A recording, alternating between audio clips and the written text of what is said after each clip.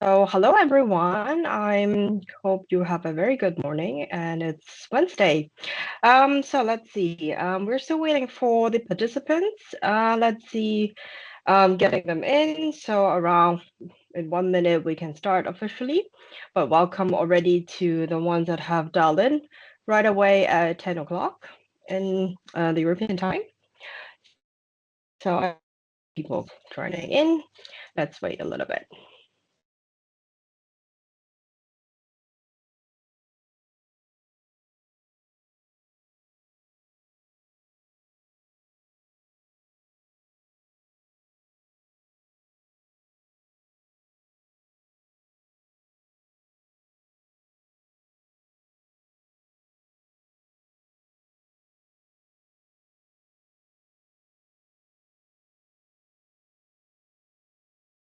So, Oscar, so I think we can both start now. So we have some participants. I think they will keep joining. But let's start and welcome you all to today's the forensic future of timber origin verification for EUDR and beyond. So today is not just about a regulation, but we're talking also on the forensic science, like how origin can be verified with our partner Oritain together.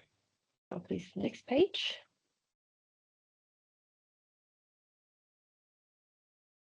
So to just before the webinar, there are some useful information. So you can see there's a button on your screen. If you want to submit any questions to the Q&A section, please do so.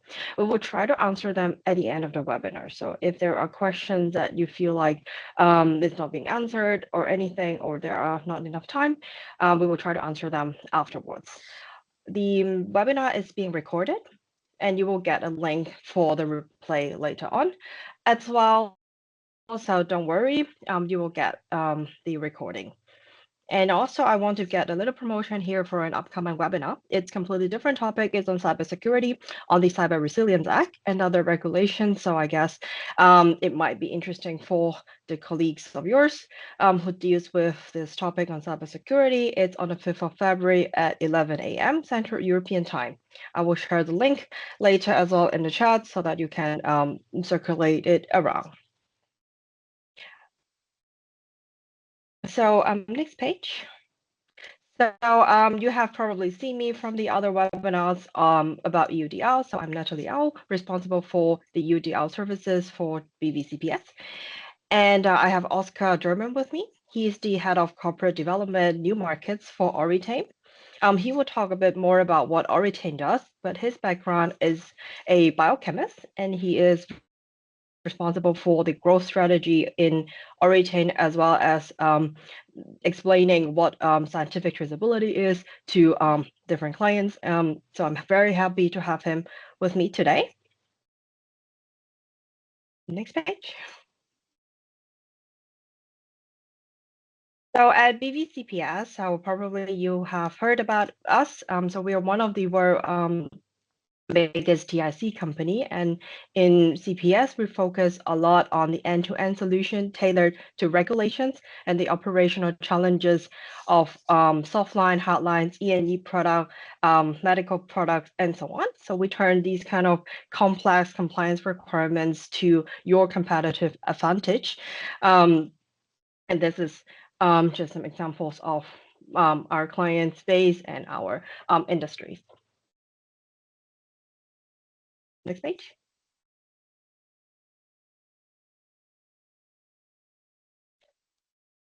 So one very important point just to highlight is that from the quality point of view, from the sustainability point of view, but also from the supply chain. So we see them as a whole. So we feel like this is the future, and these are the elements that I highlighted as well that we really focus on. And that's why we have been evolving in different services in different direction to support clients to fulfill quality, compliance, and all and the sustainability goals that they have in the organizations. Next page. Just for a small recap before we go into the Oritain topics and forensic, Bureau Veritas has a whole list of EUDR services from supporting clients to do the gap analysis, the due diligence management setup, to the verification of the due diligence statements, or doing field audits and verification of the documentations. It's a whole package, so please let us know in case you feel like in this process of getting compliance is a bit challenging. You can come to us and see where we can support you in this whole journey. And together with different partners, in December, we had, for example, one webinar with CommonShare, which is another platform. And today we have Oritain. So our coverage is quite broad in terms of how to support the clients in this whole due diligence management journey. We have now Oscar, so please take over, and then you'll see me again later in the Q&A section.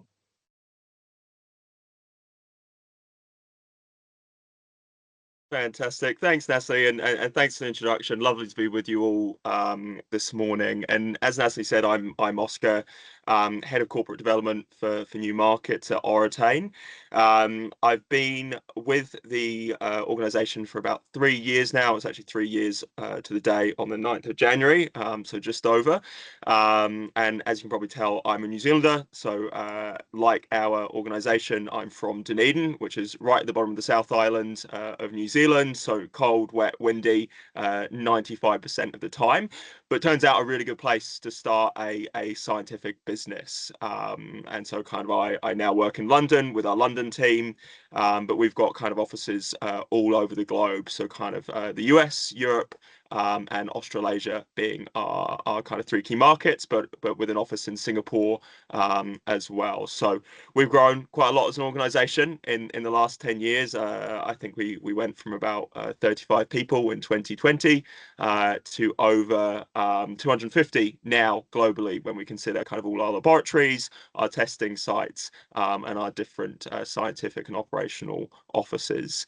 And a lot of that growth has been driven off kind of, as we'll talk about today, some of the regulations, some of the changing requirements around origin, but also just kind of, I think, a broader interest in origin of our products. And I think kind of as consumers and business operators, we'll become more curious about where our raw materials are really coming from. And that's something that we support a lot of work of now, not just in the regulatory space, but from a kind of business promotion and brand protection perspective as well. So as Natalie said, I'm going to talk to you a little bit today about kind of forensic science in general, what we mean when we talk about forensic proof of origin. What actually is that? How does it work? How can it support your existing and future kind of sustainability and traceability goals? Going to talk a little bit more in detail about timber and how the science applies directly to timber, and how we work with BV in the application of the science in a commercial setting. And then finally get on to the specifics with the regulation. So where does forensic science sit within the regulation? How can it support compliance? And how can it hopefully help simplify some of the requirements across what is an ever-expanding portfolio of different regulations that we're all required to comply with? And I know kind of feedback we've had from a lot of our existing partners is that is becoming more and more complicated, more and more difficult to kind of navigate effectively without spending hours and days and months on that compliance journey too. So I guess at a very high level, as I said, we're Oritain. We're a forensic proof of origin service. We were founded about 17 years ago now in Dunedin, as I said. And we really kind of hold ourselves to be the source of truth in global supply chains. So I guess kind of we've identified that as globalization occurs, these supply chains get more and more complex. And we want to make sure that we can support our partners in cutting through all of the noise, all of the kind of fraudulent information they might get, all of the complexity, and go straight back to solving the issues that they face most efficiently as well. So our mission: to harness the science, technology, and services to create a community of origin verified buyers and suppliers, all committed to supply chains transparency. I think it's just something to note here. We're trying to support our partners in tackling this journey as a collective, so not looking at it as a singular, but in a way that allows them to come together within their industries and support change at a broader scale rather than just in an independent supply chain. Because obviously our suppliers will be supplying others, and so the closer we can operate together, the more effective these tools will be for everyone. So what is it? As I said, we're a forensic proof of origin service, and it's rooted in this idea that every good and product is influenced by the environment in which it's grown or produced. So things such as distance from the ocean, altitude, climate, wind speed, soil composition, all influence the unique makeup of a good or product. And over the last 17 years, Oritain has developed what we call a series of origin fingerprints, which is the unique set of chemical identifiers as defined by these environmental factors for a good or product from a specific origin. And depending on kind of the question we're answering and the context of that question, that origin might be a country, it might be a region within a country, or in many cases now we're actually looking at things like forestry block, plantation, or farm for a number of our commodities and partners as well. So the way that works in practice is we build methods for understanding what that chemical fingerprint is, and then we go out and we build primary reference databases for that commodity. And so this is kind of the first point where we work very, very closely with our partners BV, who have supported us with this since the beginning. But we go out into the field, usually with support of Bureau Veritas, and collect primary reference samples from across the globe. So we look at where production is occurring, what are the key commercial productions, the key kind of regions that our partners might be interested in sourcing from or verifying back to. And we build the databases for those origins as well. So once we've collected those reference samples, we can collate them into the origin fingerprint, as you can see in kind of the right-hand side of the diagram there. And that's done using a combination of analytical science and statistical science. So we'll talk a lot today about stable isotope ratio analysis, which some of you might be familiar with already. I'm sorry, kind of it's impossible to ignore the jargon. Trace element analysis, microscopy, and XRF and things like that as well. So through that combined kind of traditional analytical chemistry with very advanced machine learning statistics, we are able to develop these origin fingerprints. Now, once those fingerprints are established, how that is then used in practice is we will work with our partners to develop statistically robust testing programs for their commodity of interest. And that will usually be targeted against a specific origin question.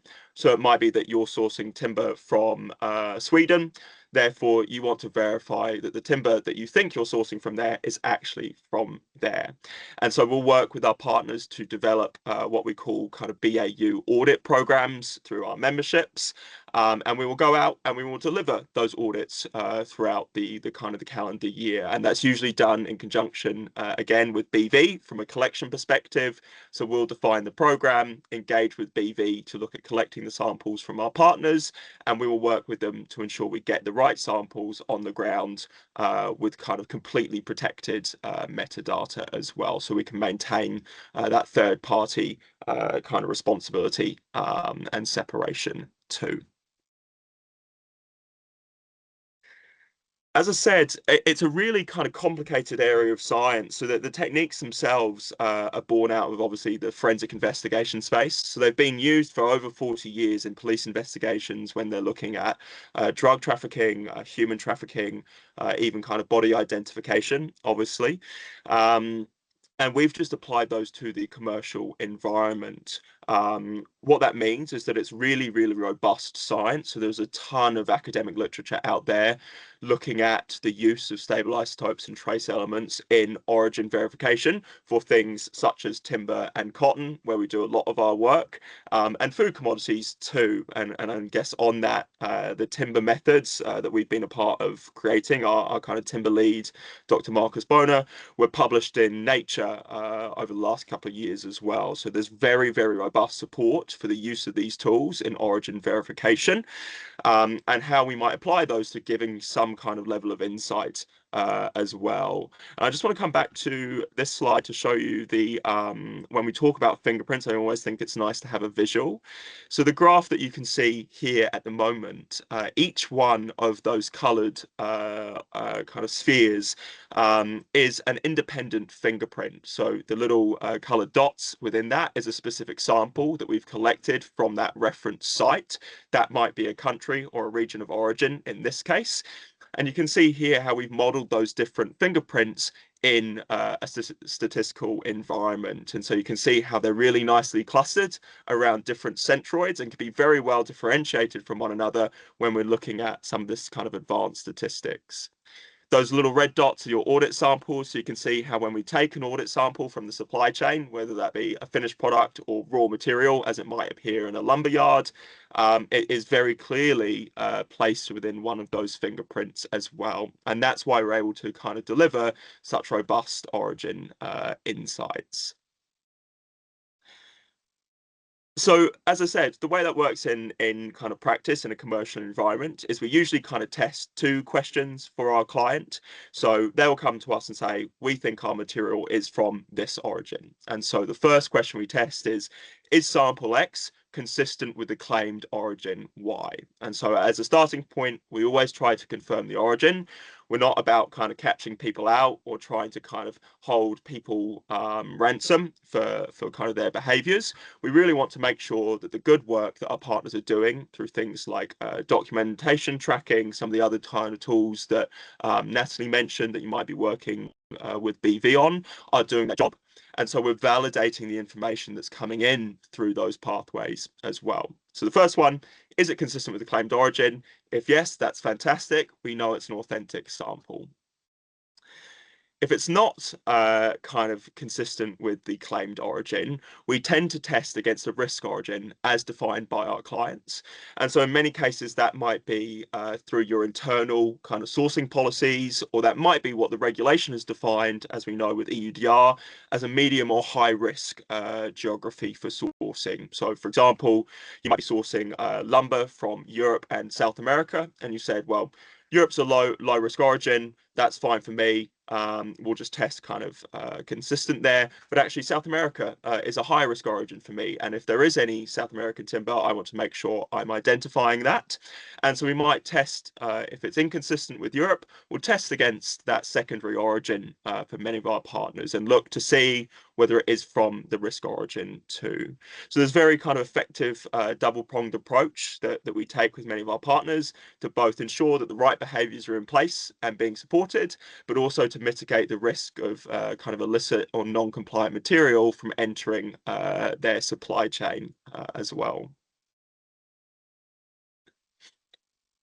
As I said, this is really reliant on kind of databases, and so we kind of view ourselves as pioneers of the science itself. So the analytical chemistry, we kind of spend a lot of time and money on developing new methods for very difficult, very complex sample types. So obviously in the case of timber, that's things like kind of cross-laminated wood, MDF, plywood, so methods for those. But there's kind of differences in the way the science is done, and really the ability to deliver a robust origin verification service is founded in the databases that one has to hand to be able to understand both what the kind of the claimed origin looks like, but also what all the other origins look like as well, to ensure that we can be really confident it's come from where we says it comes from. And so the databases are really important. And so at the moment, across the different commodities, we've got over 1 million primary reference samples that we've collected with the support of BV to build these baselines into something which is really robust as a service for our partners as well. And so when we're looking at kind of things like cotton, that covers upwards of 95% of global producing countries to a country level. And things like timber, we've got many of the key kind of risk and commercial regions mapped there, as you can see kind of in the diagram at the right as well. And I guess just the final point on robustness, when we talk about robustness, I think it's always important to kind of have a kind of a reference point. And so kind of we talk about our science and the robustness of the science in the context of F1 scores, which some of you might be familiar with in kind of the machine learning AI driven statistical environment. So for example, kind of cancer diagnostics tests run at about a 0.75 to zero point 0.8 F1 score, where the kind of the maximum is 1, and our science sits right in that range as well. So our kind of our services have an F1 score of between kind of 0.75 and 0.85, so right up there with a cancer diagnostic test in terms of reliability and robustness. So I guess talking a little bit about how this applies for timber. And so obviously kind of as a business, we focused really on trying to build capability against commodities which we feel carry significant risk from environmentally kind of sustainability or kind of forced labor perspective. And so obviously kind of thinking very much about EUDR today and some of the deforestation kind of or illegal logging regulation we're seeing coming out of Europe, obviously in the UK and Europe already with the EUTR and UKTR, but increasingly at a global kind of level, you've got places like Australia, Japan, South Korea, the US, all talking about their timber regulation in some respects, some strengthening it even in the last kind of 12 months. And so timber is a capability that we've kind of built in the last 2.5 years in response to this changing environment and the tightening regulation as well. So what you can see here is that when we talk about timber capability, we're talking about exactly as I mentioned, the ability to verify both the origin and the species of timber samples from across the supply chain. And what that looks like in practice is with the capabilities we've developed currently, you can apply this forensic origin verification to any kind of timber material across the supply chain. So much of the work that we do right now is right at the very end. So as it might appear in a commercial environment or a retail environment. And most of that testing is actually on kind of the veneers that are present on kind of pressed or plywood-based products, on the plywood itself. And increasingly, we're getting questions about obviously the composite wood products, so things like MDF, where obviously it's much, much easier to hide illicit material, much more difficult to detect it. But then additionally, across the supply chain. So as I said, solid timber, as it appears in the sawmill, has it been harvested in the right location? Is this somewhere I can trust as well? And so many of our programs might start at that retailer or end user phase, but quite quickly move down into the supply chain as we see parties begin to engage, to interact and collaborate with those within their supply chain to ensure kind of compliance, not just with the regulation, but with internal sourcing policy as well. And I guess kind of what we've seen is that there's lots and lots of willingness to change. I think kind of, and I'm sure this is something that we've all felt, but it's very difficult to understand where to start in many of these cases. And this is how we've seen lots of our partners look at adopting testing is as a starting point as well in line with the regulations. So if you don't know anything else about your supply chain, you don't have the physical documentation to hand, but obviously the origin itself poses a massive risk with timber. Can we at least give you a point of quantifiable truth to ensure that the origin that your timber is coming from is correct as it appears to you as an end user or intermediate processor or manufacturer, for example, as well. So as I said, right now testing sample types across the board. I will say paper is not something we're able to verify yet. I think kind of you can all imagine that's a massively complex problem to solve. But as I said, we are seeing a lot of success with MDF and those composite wood products. And fundamentally, we're looking to apply that capability to those heavily processed kind of pulp-based materials in the next 12 months or so as well. And you can see there kind of in terms of testable species, I think it's really important to talk about in the context of timber, obviously, regulations and internal policy talks not just about origin, but the species as well, right? So things like CITES obviously protect certain species from certain parts of the world. So Oakume is one that we get asked about a lot. And so as part of the testing process, we always look at the species as well as the origin. And what we found is actually quite often the species is incorrect even before we've got to answering the origin question. And it's a really powerful kind of 2-point solution because you're able to kind of negate the reality or kind of the chance of it coming from one of the risk origins as well, sometimes just based on the species result that we find as part of the testing process. So again, looking a little bit here, I think it's kind of important to talk about the databases. Obviously, I mentioned before, the databases are what really allow the service to function in a robust manner. And the way that we've done that, as I said, is in many cases we go and build private databases. And so you'll see here we have private databases across key species, key commercial species for timber from key regions, which continue to expand, and we continue to invest quite heavily in those as we grow. And we always take kind of feedback from our partners on where they might like databases next. So if anyone's got any ideas of what's missing and what they want, obviously do let us know and we can build that in. But importantly, we really want to make sure that we're also supporting the good work that's been done in the industry so far. And so some of you might have seen through kind of comms channels late last year, but kind of in 2025 we partnered directly with the World Forest ID program, and the idea there is we really want to support the good work that they are doing in terms of building solutions to protect our forests and our land. And we also want to ensure that our partners have got access to the best kind of data assets possible. And so we now work really, really closely with the World Forest ID program in supporting on the development of their science, the development of their own databases, and also ensuring that our partners can access those assets in a robust way in which they're integrated with our own statistical models as well. So kind of the full benefit of having those resources to hand and fully supporting the good work that's been done there with some of those NGOs and not-for-profits as well. And just a brief note before we get onto the regulation. Obviously, we're talking a lot about timber. I think kind of it's important to note that the science is much broader than that, as I said, and I think just kind of interesting for you to consider when thinking about your entire portfolio of products. And I'm sure many of you deal with other commodities beyond just timber, many of which might have similar, if not greater, risk than what we see in timber right now.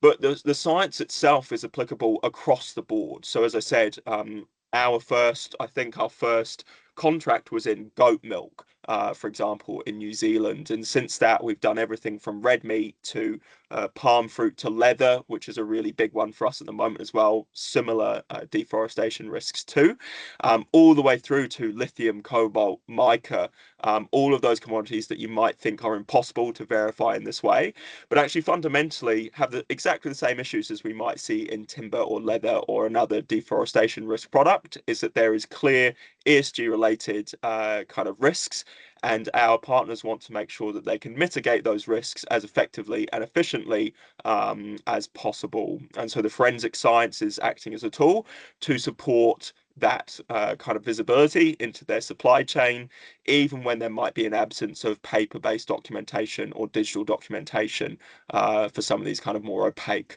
supply chains as well. So just something to keep of note. Obviously, as I said, cotton's the biggest one for us. That's where kind of I'd say about 80% of our partners are operating is in the fashion industry, fashion and textiles industry as well. So I guess kind of thinking about regulatory compliance, what does it look like? How does forensic science fit as part of this changing regulatory landscape? And I think it's kind of something that we've seen really in the last 5 years is a kind of increasing adoption of novel scientific techniques in an enforcement setting. So whether that manifests in the regulation itself and the way that regulation is written is varied, but increasingly we are seeing, particularly with the regulators, the enforcement agencies that we work with globally, so not just within Europe, but obviously the US, where we work alongside the US government, UK, where we work alongside the UK government. There's an increasing adoption of these forensic science techniques, and I think kind of the reason for that is that they are viewed as a effective singular point of truth to identify the origin, and something which can be used quite effectively in both kind of routine testing, but then also stands up very well in a court of law. So if there is evidence required, then it's kind of a key and preferred tool in providing that. And subsequently, we're seeing then broader adoption in the commercial environment, obviously. And I think kind of it's an important one to note is that partners never want to be left without the information that the enforcement agencies are going to be presented with. And so if we see changes across the enforcement space where they are looking at forensic chemical data, more and more of our partners, more and more of those that we talk to in industry are looking to acquire the same information so they can kind of predict what might be happening for them in the enforcement environment too. So just a little bit on timber and the traceability gap, and I think it's something we're probably all aware of and something we've seen ourselves, maybe in your own supply chain exercises as you've been moving towards a level of preparedness for EUDR.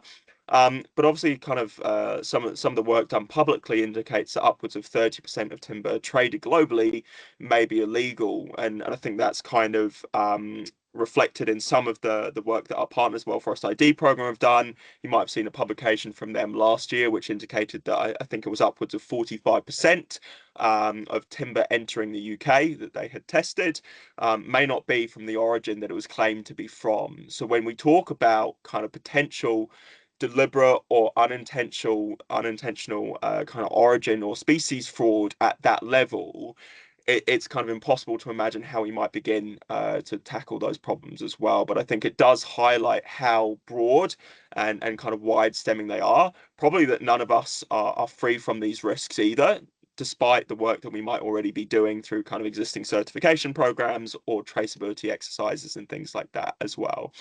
So not to say that forensic origin is the silver bullet in solving those issues, but we do see it being a really effective tool to cut through a lot of the noise, a lot of the opacity that exists within these supply chains, and begin to hold both suppliers and kind of others within our supply chain accountable for the practices that we're all going to be regulated on moving forwards as well.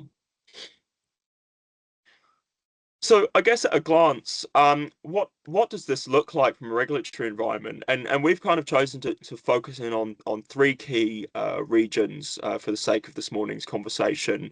The UK with the UK timber regulation, which I'm sure you're all aware of. The EU with both the EU timber regulation as it currently stands, and then obviously the EU deforestation regulation, December this year. Touch wood. Obviously, there's been some delays there. Who knows what they're going to decide next? But obviously there is that regulation there as it stands currently. And then the US as well with the Lacey Act, which obviously is a species-driven piece of regulation, but there's broader driver there's too. And we'll also talk about Australia a little bit because I think that's an interesting advancement that we've seen in the last 6 months beyond kind of the focus that's been placed on the EU there as well.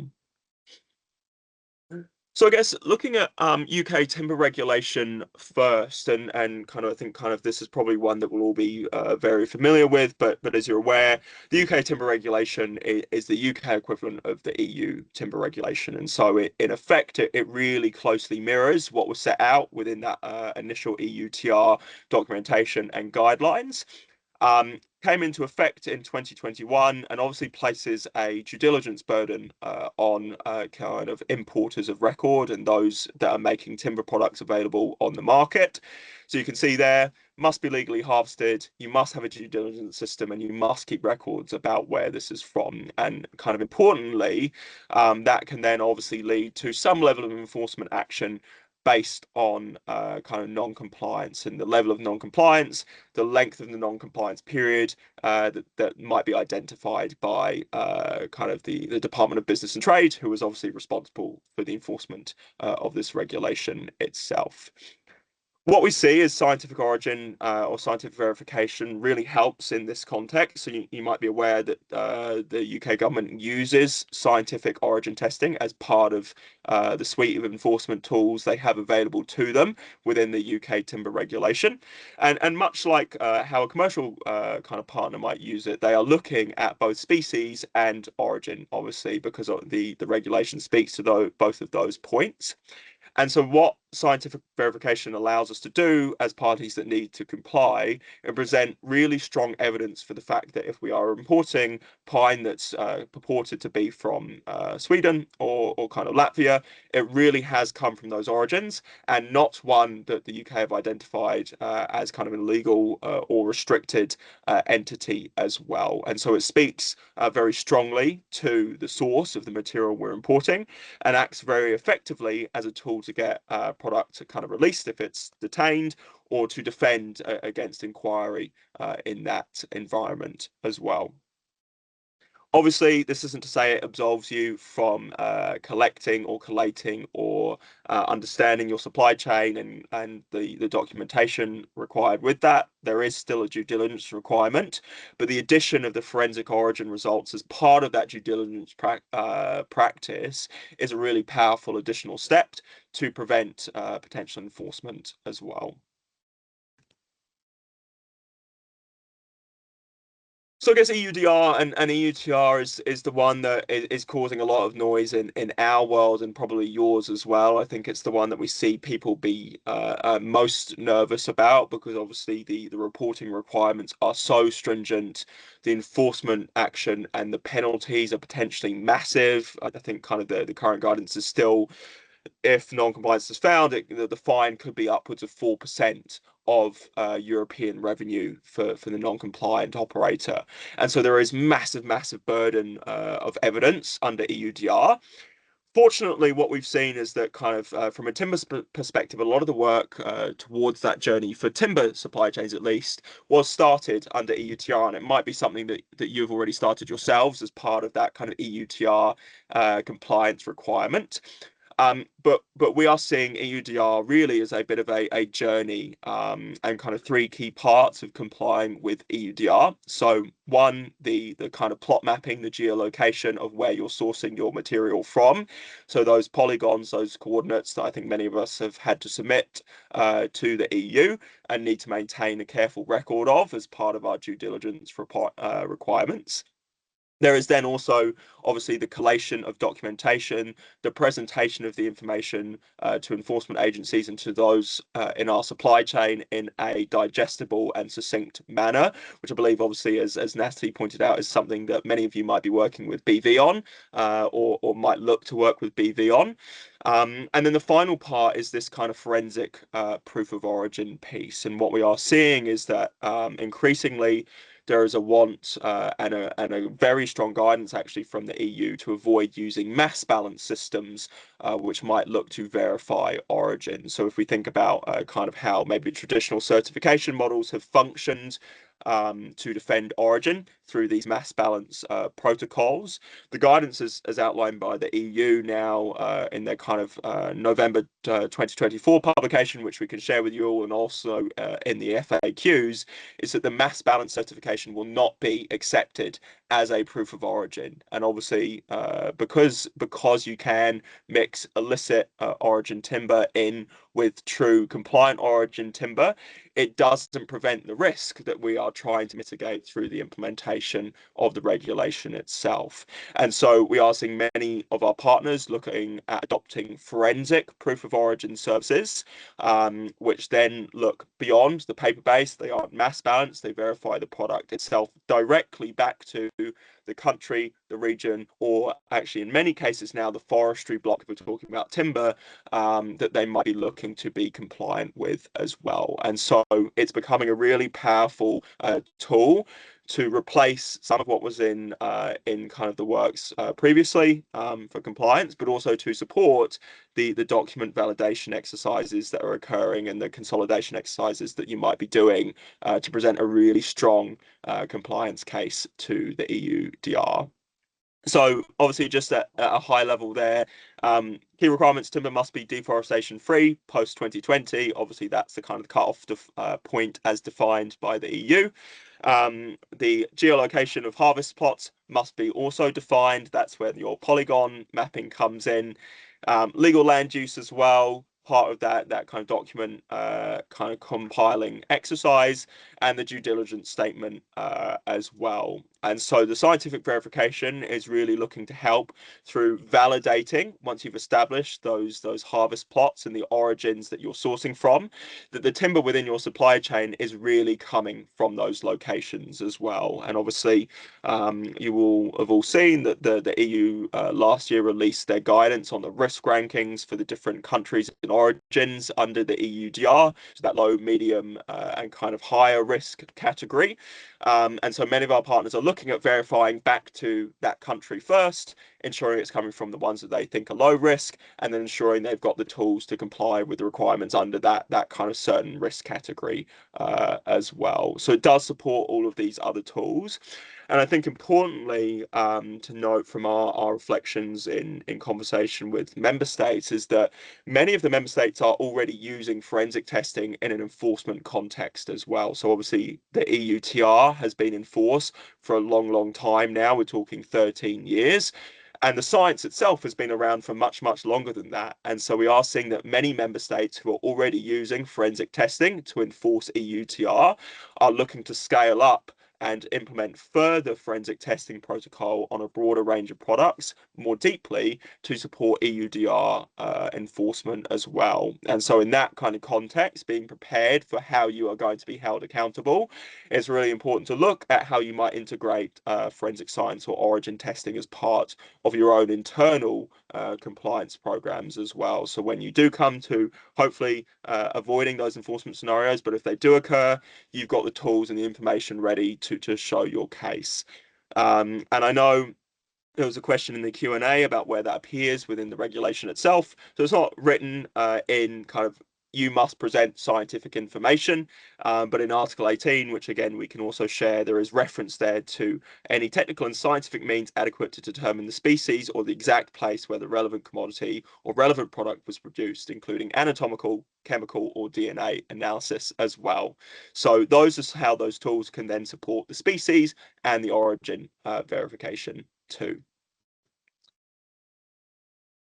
Just very briefly on the Lacey Act, and appreciate kind of time's getting on. I want to make sure that we can leave time for questions. So obviously the Lacey Act, again, looking at prohibits trade in illegal timber, very much focused on more so kind of the protected origins, so those regions of kind of Africa or Asia that might be protected for certain species. So things like Myanmar's teak, obviously, is a key one there.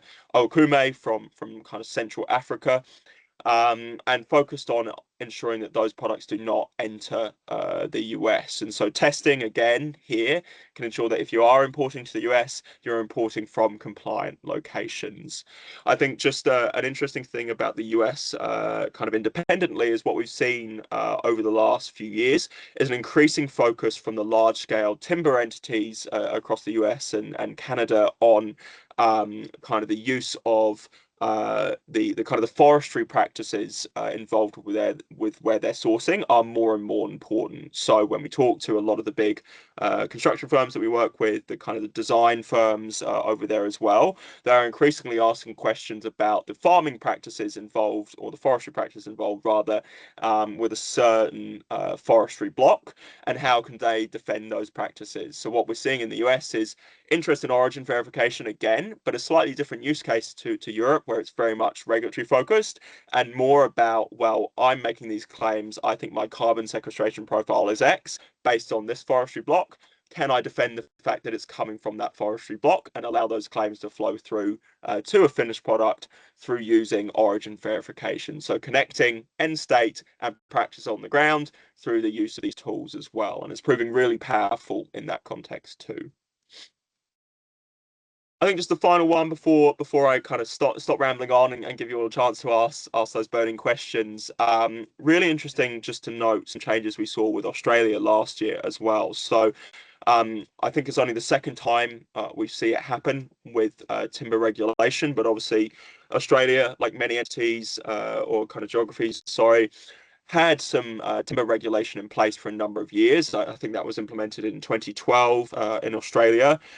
Reasonably soft regulation to begin with. So much like we might see in places like New Zealand or kind of parts of Asia, it kind of made some commitment or some level of commitment to avoiding illegal timber, but no clear indication of how enforcement or compliance might be monitored.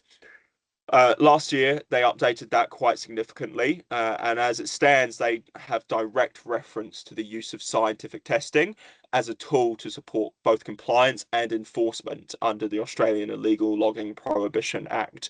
And what that means is that we are seeing increasing nervousness across Australian entities and obviously in the government as well about using forensic testing to catch the cases where they might be having illegal timber enter the country, whether that be destined for the Australian market or whether it be for the issue we're seeing a lot at the moment with some of these countries, is that transshipment, right, where we are seeing timber shipped to Australia or New Zealand as a way to avoid both tariffs and sanctions potentially against certain origins globally, which are key for commercial production too. So again, very high level overview. With 15 minutes left, I guess I'll hand it back over to Natalie for the Q&A.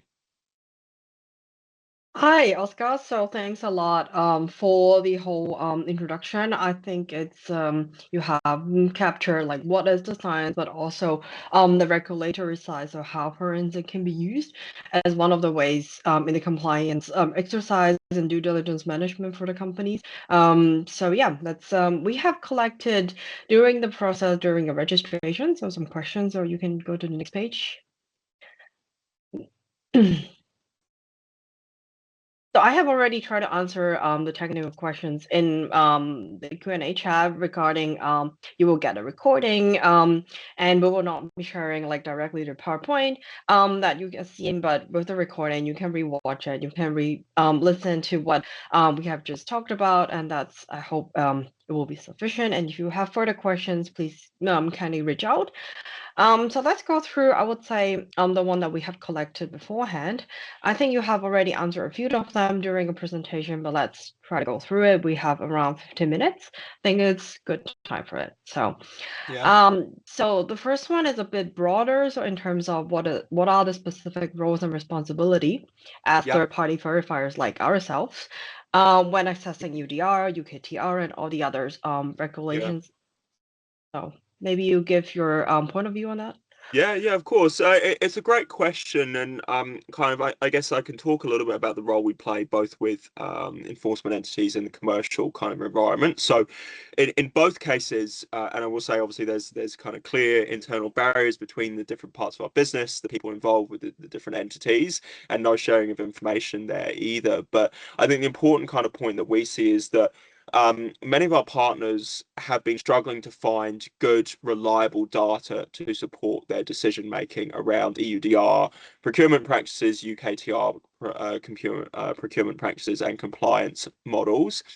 And so, really, as a third party verifier, we function as a source of truth, as I said, a source of robust, reliable data for our partners to then begin to base their decisions around. So, do we need to move sourcing from X to Y vendor because we've seen a lower compliance rate than we require? But also as a tool to support compliance in that respect as well, right? So, both monitoring, maintaining an understanding of your supply chain quickly in kind of devoid of any of the paper or digital information that might not be available. But then how can we function as part of the compliance pack that you might put forwards to a regulatory entity as well? And so I think what we try to do as third party verifiers is take as much of the burden off you directly as our partners in terms of collating, demonstrating your compliance, and give you all of the information you need to do that in the simplest way possible. And Natalie, I'm sure you can attest to some of the work that the BV's doing, that actually by doing this we can try and make this as effective as possible for our partners. And I guess as Oritain, we are that's kind of source of singular point of truth for Origin as well.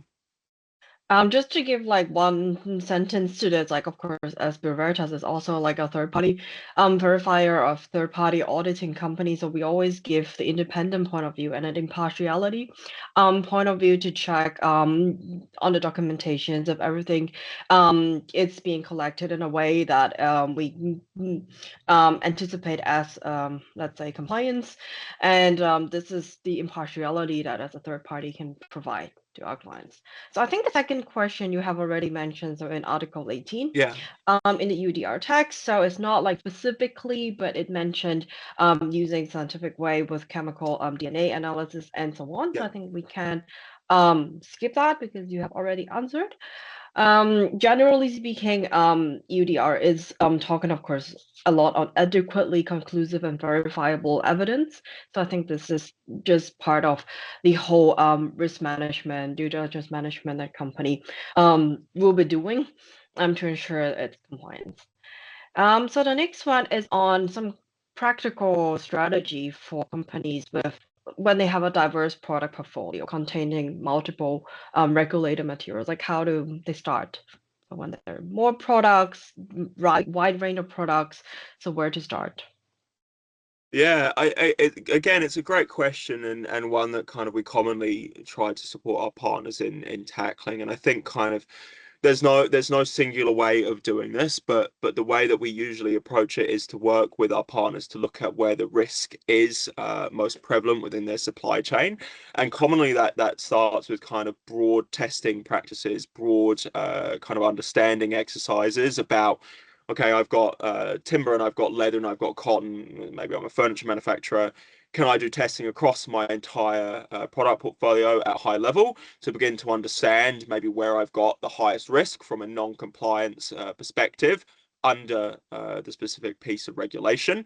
And then how can I most effectively target my resources against both where I've got the most risk, but also where I know that regulators are focusing their efforts on as well. So there's no kind of easy way to do it, I don't think, but the way that we tend to set it out is to look at those key components that I mentioned that the regulator might be looking for, and then to begin to perform some initial assessments on that product portfolio and use the tools at hand to identify where your risk lies as well. And as I said, that's never static. We see it kind of varying wildly depending on where you are in the world and what commodities you're using in what volumes. And so kind of using these tools, not just from a long-term compliance perspective, but to build that initial understanding to set the most effective strategy is really kind of the advice that we could give in that context as well. And I know kind of Natalie, you've probably got something to add about kind of the work that you do with your partners too. Yeah, so usually the first step is really thing at the very beginning that I mentioned. So we do also this kind of like due diligence management setup or a kind of gap analysis on where the companies are already, and also like prioritization, just like Oscar mentioned. So what are the key risks that we can identify, and what are the key product portfolios, key products that we're talking about? So it's a complicated exercise to say, okay, this is the way that you should do it because every company has a different approach, but somehow we see it in a holistic way, not just focus on one Yeah, regulations, which I really like how you have presented as well. So side by side, okay, these are the regulations for these few countries on timber. So what do we do next? So this yeah. is some kind of exercise that we could be doing as well with individual clients and see if there are commodities, if they have products that fall into the groups. Yeah, I know. I just add to that, Nancy. Actually, I think kind of a reflection on what we see sometimes when we start working with our partners is that because these pieces of regulation that you might have to comply with have kind of come up periodically, right? So they haven't come up all at once. Not in the same month. You hear from the US, Europe, and the UK that actually have to do these things. We've seen investment in lots and lots and lots of different tools, and so kind of commonly when we go into to work with partners, they've invested in 15 to 20 different tools that they might be using independently to regulate or kind of ensure compliance for different products. And so to Natalie's point, kind of some of our advice is always to look at that suite of solutions that you're investing in, and look at what the efficiencies might be, right? So as kind of Natalie said, if you've got to comply with UKTR and EUDR, what are the two or three tools that you could use to ensure kind of greatest level of compliance with both of those things rather than investing independently Mm-hmm. as well? So sometimes it just starts with that initial exercise of looking at what's already in place, what can we reduce, and what more can we do with the tools that we've got to hand as well. Yeah, the next one is a bit more specific, I would say. Talking about Brazil, Uruguay, Yeah. Ukraine, and New Zealand, in case there are no available owner documentation. So I think this is exactly where Oritain is a good alternative verification method. So Yeah. maybe you can talk a little bit about it. Yeah. Yeah, no, you're exactly right, Nestle. And to that point, obviously, it's one of the things that we see as the strength of our science. So obviously, the science itself doesn't rely on any of the documentation that you might commonly receive, or kind of in this case, uncommonly receive with a product that you're sourcing. And so, because we are looking at the innate chemical characteristics of the product itself, we can verify back to these countries without having to understand who the forestry owner was, who owned the land, where did it come from, where was it processed through.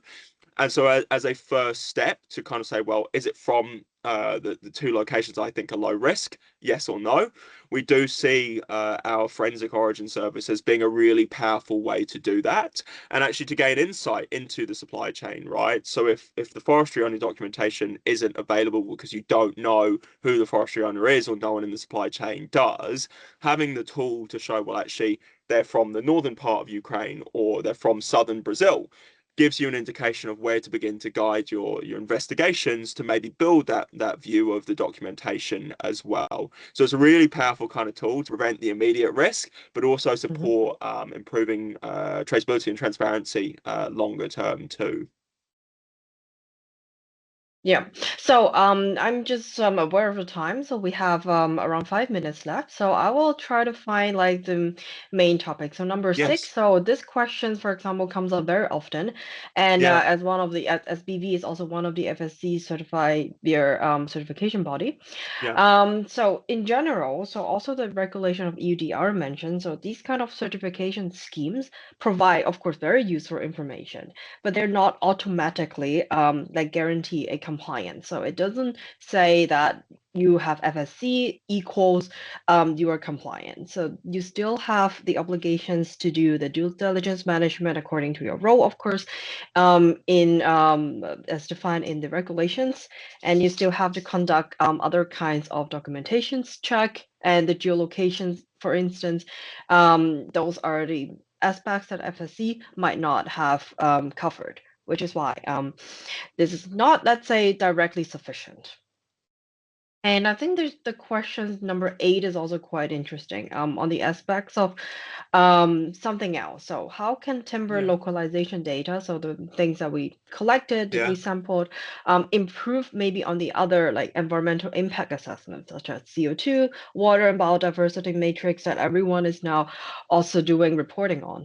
Yeah, yeah, it's a great question, and look, it's one that kind of we're thinking about quite actively as an organization. I guess kind of to just to give you a couple of anecdotes of where we've seen it quite powerfully in the last kind of 12 months or so. So obviously, lots of the assessments that we've seen our partners do recently have been on a very broad scale, right? So kind of quite general about both the CO2, the water, and the biodiversity metrics. So without understanding the exact location of where their commodity is coming from, they are making assessments based on a much larger land area than they might actually have to be making an assessment on because they don't have the visibility of where that material is coming from.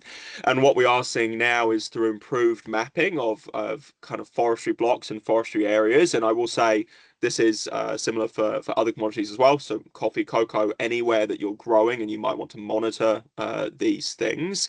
And we are beginning to be able to establish fingerprints for those forestry blocks. And we did some work in New Zealand where lots of different forestry blocks we could differentiate between ones that were just a kind of a handful of kilometers apart from each other. And so what that's allowing our partners to do is by understanding exactly where their material is coming from, they're beginning to able to adjust their assessments for things such as carbon sequestration, profile, water usage, and biodiversity around a specific set of land. And in many cases, that's actually improving, right? Because what that means is that the land they're sourcing from is generally chosen because it's got favorable metrics such as kind of regenerative practices by the forestry owner versus kind of large scale commercial forestry. And so they're beginning to kind of see the rewards of mapping back to a localized plot or forestry block through the indication of these metrics and the performance of these metrics as well, because they're being held and reporting on just the land they're actually using, and is actually within their supply chain, and not kind of the broader picture that they're currently having to capture too. Yeah, so to just summarize, so we have around 1 minute left, right? So for all the regulations that are mentioned here or during the presentation is that um it's based a lot on the due diligence management. It's based a lot on evidence. It's based a lot on the company's risk management. So maybe just one remark from your end. So for example, this question on like how do they start establishing, let's say, credible systems in place? Where should we start? Yeah, I think kind of the thing that we see, what is probably most difficult as well, is just to start asking questions about your supply chain, right? So use tools like forensic origin verification and BV services to start asking direct questions about your supply chain. We see it a lot. It's uncomfortable to begin to uncover things that might not be exactly as you want, but it is the most important step to building robust, credible due diligence practices and traceability practices, is to show that you are willing to be accountable for what's in your supply chain. And kind of as I said before, right, we're not in the business of trying to catch anyone out. This is a journey towards compliance, and it's really just important that you start that journey as early as possible, and use the best tools to accelerate yourselves along that pathway too.